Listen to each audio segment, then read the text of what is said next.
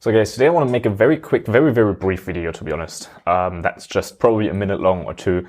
So leave me a comment below if that ever happened to you, because what I want to talk to you today about is a mistake when getting samples. And we've covered a lot of mistakes when getting samples in other videos, and basically the main mistakes on that.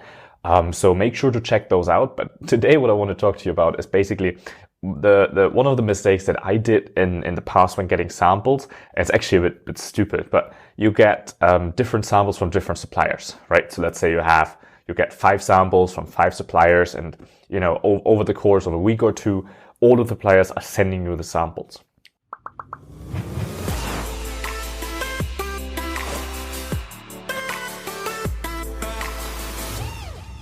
One of the big mistakes that I did is you're really excited, right? For me, it always feels a little bit like Christmas, to be honest. So when you get the samples, you've been going back and forth with the supplier for a while now, and now finally you made it. You get the sample. You want to have a look at it, right? You want to see, well, how did they get my logo on it?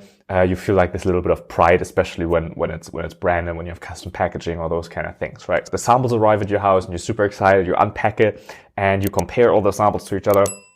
And later it's like, okay, well, this is the best sample. This is the supplier that I want to go with. But now the problem is that if you weren't careful and you don't remember which box you took the sample out of, you don't know which supplier sent you that. So I made that mistake so many times in the past that I was so excited to get the samples, and I unpacked them, especially when I got many samples that looked exactly the same. And then I unpacked them and I mixed them up. So I didn't know anymore which supplier sent the sample. So I had to go back to all of the suppliers and make up an excuse to send another sample. So that's just a very quick tip here today. Make sure that when you unpack your samples, that you put the packaging or the receipt, the slip, whatever you want to call it, you put it all on the table, and you take out the sample and put it in front of the carton, in front of the box where you took out the actual sample. So that you know, well, this sample is from this supplier, that sample is from that supplier, and this sample is from the third supplier.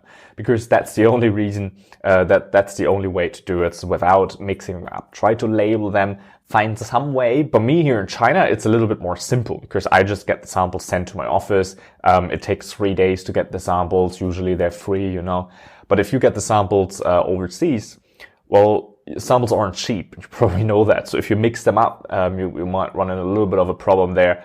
Plus, it's just a waste of time. So make sure that you don't do any of these dumb things that I did in the past, and make sure that all the samples you get, that you know where they come from, and that you know who sent you the samples that you like, especially.